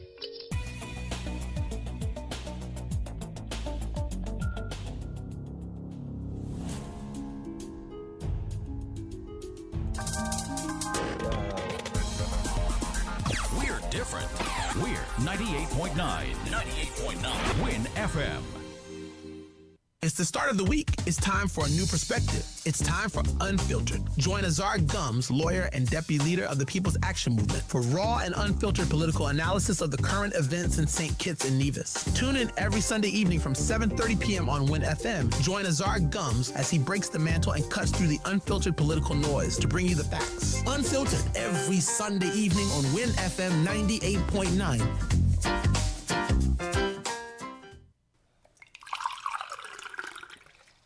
Hey, have you heard about the water shortage in our area? Yeah, it's pretty serious. I've been trying to conserve water as much as possible. Me too. I've started taking shorter showers and turning off the faucet when I brush my teeth. Well, that's great. Another way to save water is to fix any leaks in your house. Oh, I hadn't thought of that. How much water can a leak waste? A small leak can waste up to 20 gallons of water daily, which can really add up over time. Wow, that's a lot. And have to check for any leaks in my house. But another good tip is to only run your dishwasher and washing machine when they're full to save water and energy. I'll keep that in mind.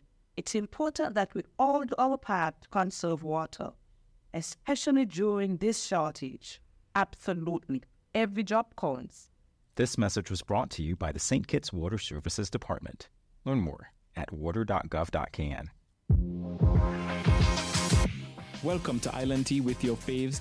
Keep it locked in with us for your daily dose of hot tea, only on WIN Media 98.9.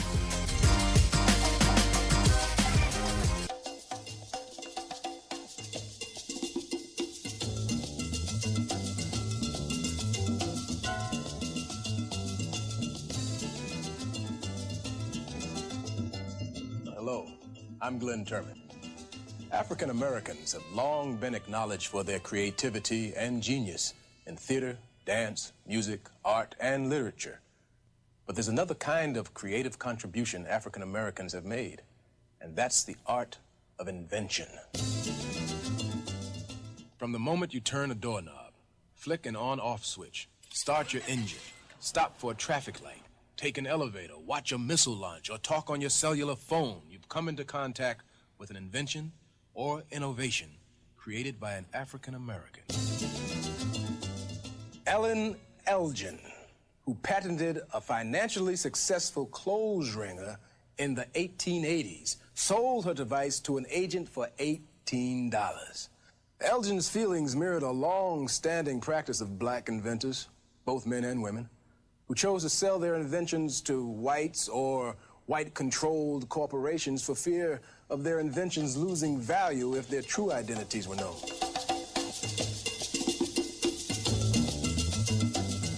Since records of inventors' race weren't kept when the U.S. Patent Office was established in 1790, we may never know exactly how many patents were issued to African Americans. Now, probably the person most responsible for gathering information on early black inventors was Henry E. Baker, an assistant U.S. patent officer and graduate of Harvard Law School. Baker dedicated his life to uncovering and publicizing the contributions of black inventors. Under the auspices of the U.S. Patent Office, Baker sent out letters to lawyers throughout the country asking them to identify any black inventors they may have filed patent papers for. In 1913, patent lawyer B.J. Nolan of Chattanooga, Tennessee wrote, "I never knew a Negro to even suggest an idea, much less try to patent one. And I've dealt with them Negroes all my life." Baker didn't let letters like that discourage him. By the time of his death, his work produced 4 massive volumes and uncovered some remarkable inventions patented by black men and women.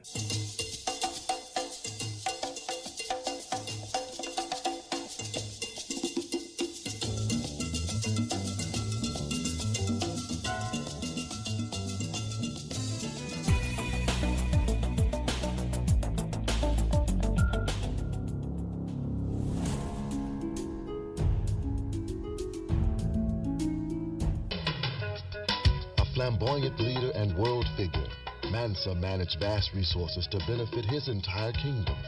In 1324, he led a holy pilgrimage of 72,000 people from Timbuktu to Mecca, over 6,000 miles. So spectacular was this event that Mansa Musa won international prestige for Mali as one of the world's largest and wealthiest empires.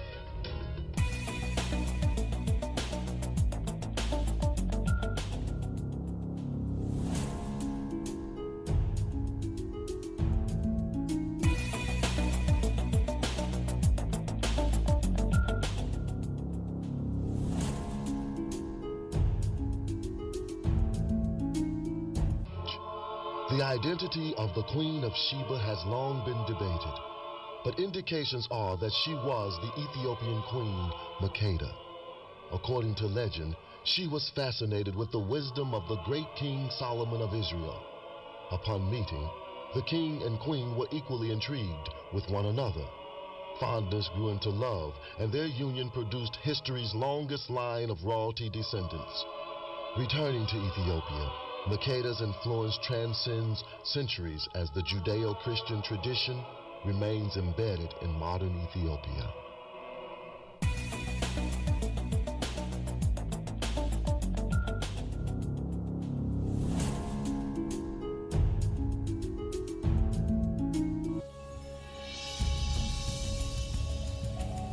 A 1,000 years before and after Jesus, a small collection of writings found their way into the sacred scriptures of Jews and Christians.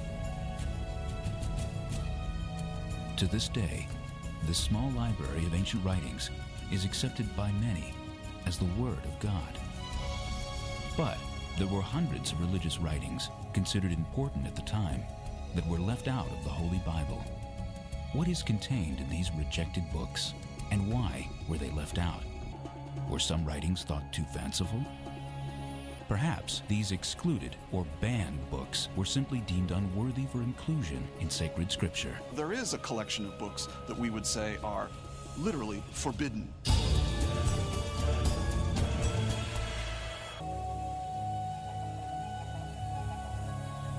The story of the Forbidden Bible begins some 150 years after the birth of Jesus.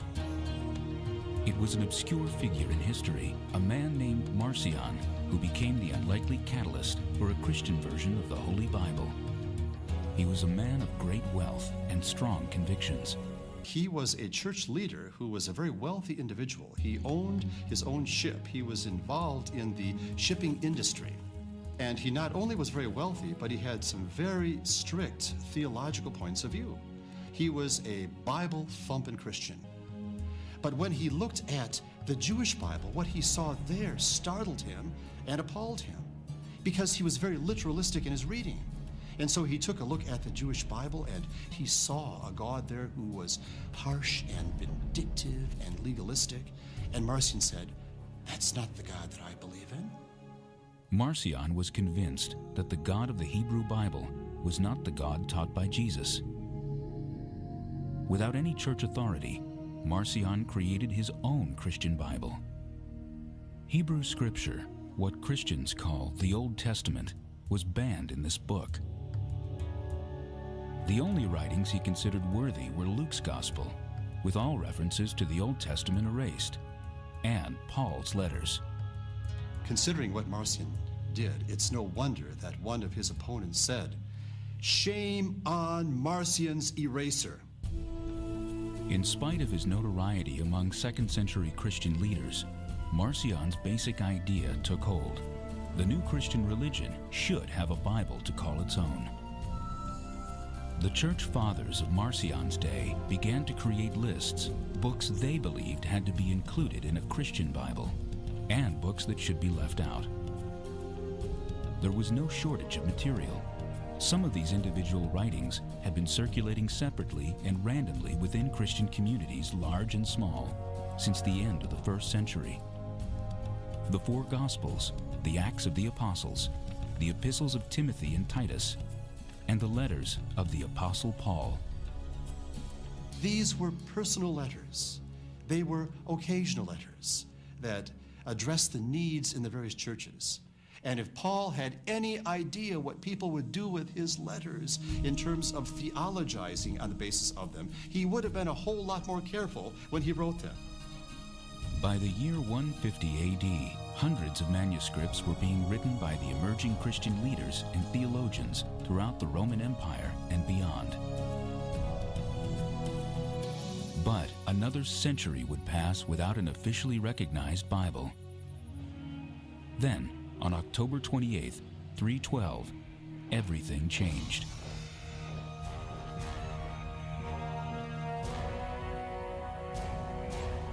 A man named Constantine had a vision of a cross in the sky as he prepared to do battle for the city of Rome. Legend has it that Jesus spoke to him in a vision, saying, "In my name, conquer." The following day, he won the battle, defeated the superior force of Maxentius, his rival, and became the sole emperor of Rome. It was the vision of this cross and the victory that followed that fueled Constantine's newfound interest in the Christian faith. The pagan civilization that had overseen the crucifixion of Jesus was about to adopt the faith it once tried to destroy. Constantine, as emperor, had a number of things he was dealing with. He was a shrewd politician, a statesman, a diplomat, a warrior, but he realized that he needed to have some order in the empire, and that order could come through at least having some religion or some religious purpose, because religion could be something that could unite the empire. The Near East at the time of Constantine was a massive conglomeration of different perspectives, different peoples, different races, different religions. It really was a very mixed situation. There were differing Jewish groups. There was a diversity of Christian groups. There was all kinds of dialogue going on. You have the little Christian church on one end of the corner, you have the pagan worship on the other end of the corner. People go where they want to go, but at the same time they have questions about what door you're walking into. And then you have the contentions within each of these communities about what's the proper way to worship. There is a collection of books that we would say are literally forbidden.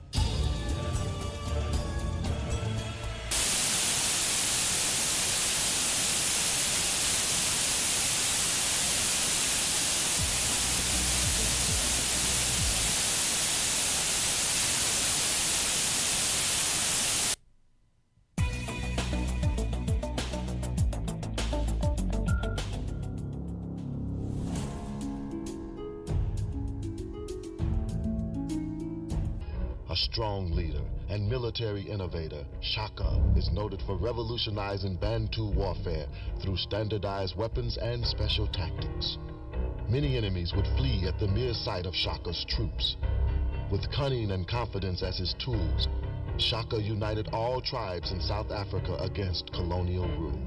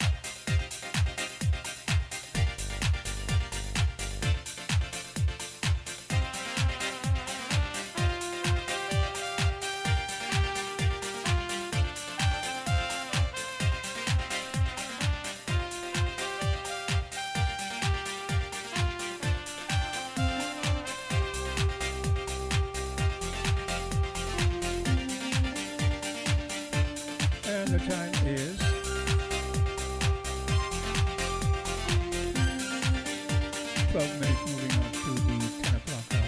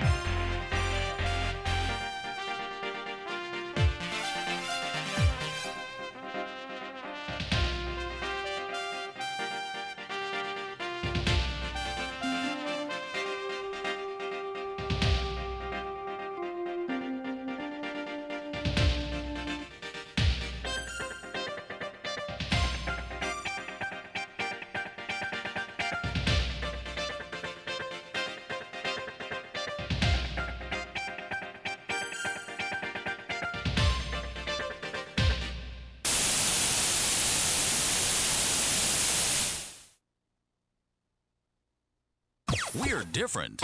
We're 98.9. 98.9. Win FM. Adventures in History. Did you know that the Fort Thomas Hotel was originally named the La Amiga Holiday Inn? It was opened on Saturday, 25th November 1972. It was built by the St. Kitts Tourism Development Company under the chairmanship of Dr. C. M. Sebastian and operated by the Commonwealth Holiday Inns of Canada.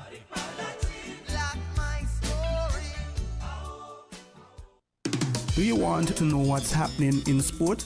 Tune in to On the Ball, a weekly tour show which is on WinFM 98.9 every Tuesday from 7 to 9 p.m. with me, your host, Troy Biff Mills. We will keep you on the ball with our variety of guests and, of course, your calls, discussing the facts and the stats and sharing your opinions. Get on the ball and stay on the ball by tuning into On the Ball with Troy Biff Mills on WinFM 98.9 every Tuesday night from 7 to 9 p.m. and also on Facebook and YouTube. Be on the ball.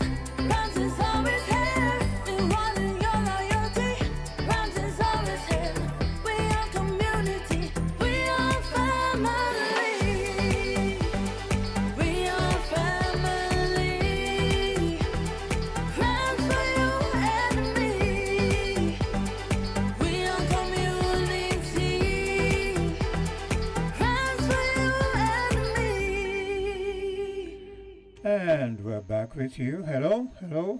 Good morning, good morning. How are you doing, Quinn? I'm fine, thank you. And you? No, I'm giving God thanks. God has been good to me, and I have nothing to complain about. Okay, good to hear. Every time I turn on the radio and I hear the long death announcement, I say, God, you're good to me. Yes, yes. Where is Jamster? He's on vacation or he's sick? Well, I wouldn't be able to tell you that. I don't really know. I must commend Kortensia. You're talking about black power women, you know? Yes. She has been holding down the fort for these few days. But I haven't heard any statement about Jamster or the flu is going around and everything. So I was wondering if he was sick. Anyway, I appreciate you playing the excerpts of Africa and African women. Yes. What puzzled me, though, is why would the Muslims restrict the activity of the women and the development of women? That puzzles me. I'm talking about in Africa, eh? Yes, yes. God, given such a history, Why would they go to the extreme? Kidnapping the girls from school and all of that kind of stuff. I hope that with time they make changes, because it puzzles me. I don't understand it, you know. So I'm telling you, I don't understand it either, because I have read about women who led army and all of that. Then it can contrast it with a lot of Africa, where women are restricted, undervalued. Now, since you study a lot about Africa, in the traditional villages, what is the role of women? I have read in a lot of cases the men go off to hunt. I don't even know the hunting now. And the women are the one who do the agriculture. Yes. And the trouble is they do it, reap it, sell it, and the men get the proceeds. You know about that, right? Well, it depends, you know, because remember Africa is vast and there are different cultures, yeah. So we can't pull them all into one, you know, one basket and say I know, they but we all did the same thing, you know. We have a way when you mix, in Africa, so in Africa, so. We really need, as you just said, to identify where these cultures are, and even the religion. We make all kind of statement about Christianity, but we skip over the Muslim, who control, I believe, the larger portion of Africa, isn't that so? Yes. And in Africa itself, I think that it may still be the largest religion. That's what I'm saying, but we don't talk about that. And look, we got to be fair. What those who call themselves Christians do is contrary to the Bible, like how you were saying. Yes.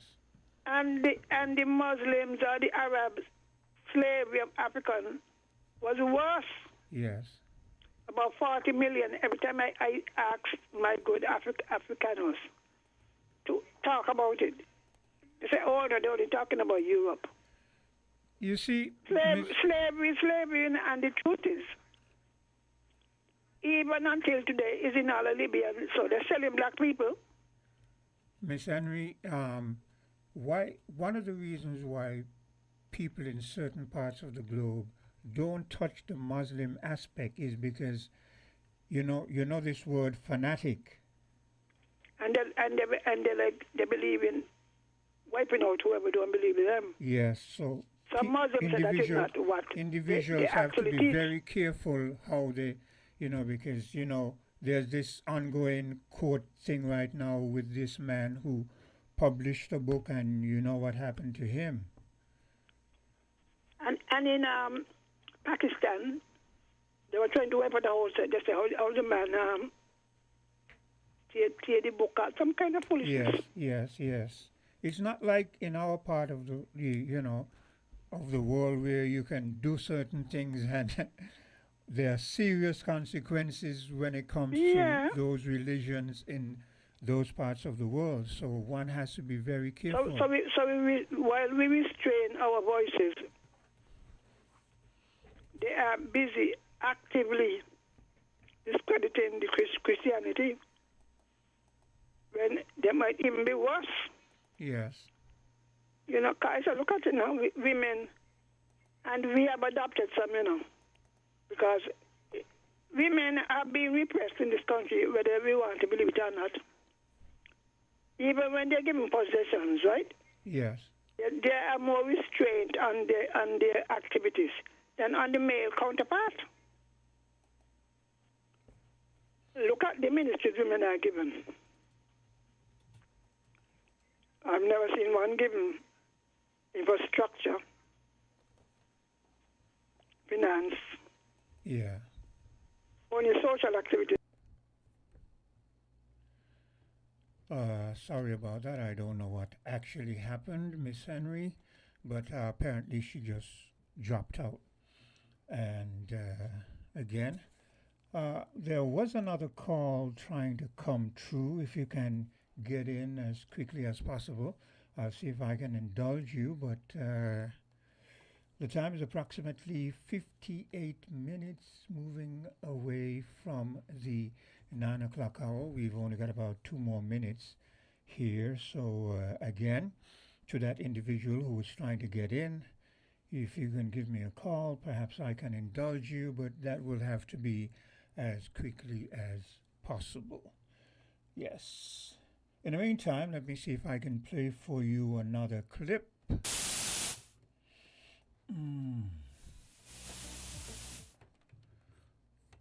Okay, let me go to the phone lines.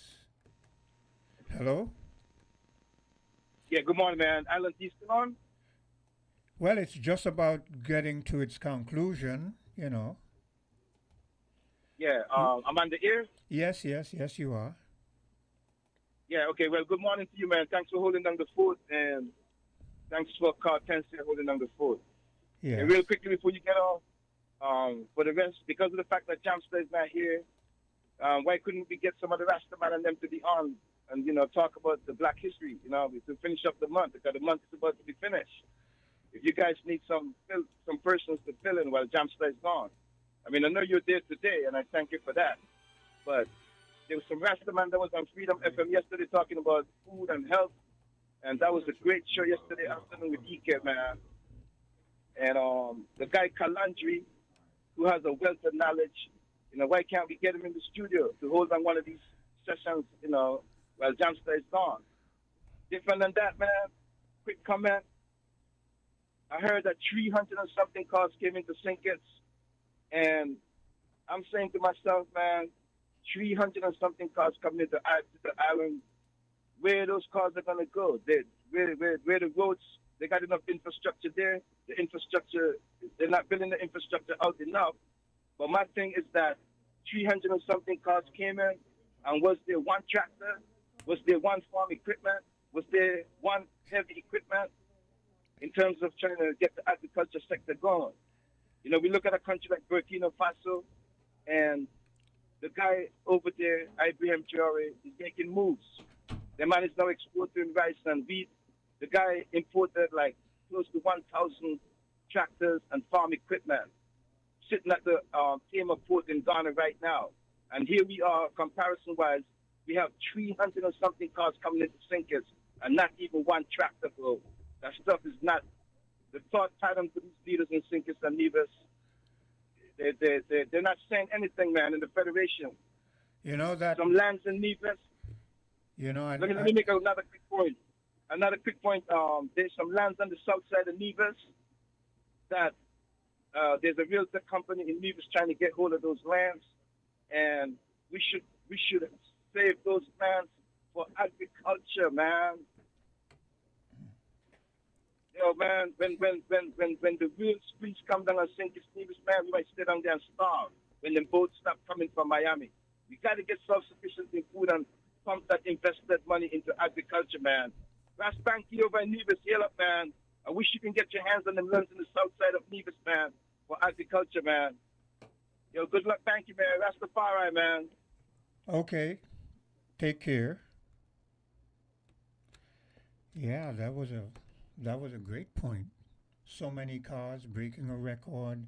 How many of those vehicles, if any, are related to advancing the agriculture here in the Federation of St. Kitts and Nevis? I think we take this agriculture thing quite simply because with the way the world is going, we never know what trend it would take, and we never know when we have to rely on ourselves. So I like that that bit about all those cars and no tractors. Anyway, it's 3 minutes after 10 o'clock, and it has been a pleasure. Do stay tuned to WINNFM 98.9. I've been kind of winging it, you know, after the usual hosts had to leave. But we'll get things worked out as we go along on a daily basis. Do take care. WINN is 98.9. 98.9 is WIN FM. Tune in to Creative Voices, the ultimate radio call-in program where innovation meets inspiration. Join me, Dr. Sarah Owen, as I welcome brilliant Caribbean creatives and innovators for engaging sessions that promise to spark your creativity. Don't miss this unique opportunity to interact with our guests, ask your burning questions, and gain insights that could elevate your own creative endeavors. Tune in every other Friday from 10 a.m. to midday. Get inspired. Let your voice be heard. Mark your calendars and prepare to embark on a journey of creativity and innovation with Creative Voices. Adventures in History.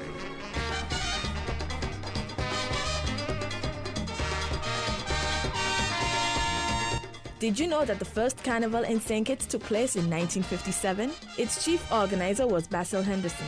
The first queen was Judy Mestier, sponsored by Odie Brisbane and Sons. Winston Barker won the first Calypso crown as Cush. He sang The School Teacher and the Boy and Child Support. Major Alfonso's Indians took the prize as the most colorful troupe, while Dante's Inferno, organized by Mr. L. Khoury, was judged as the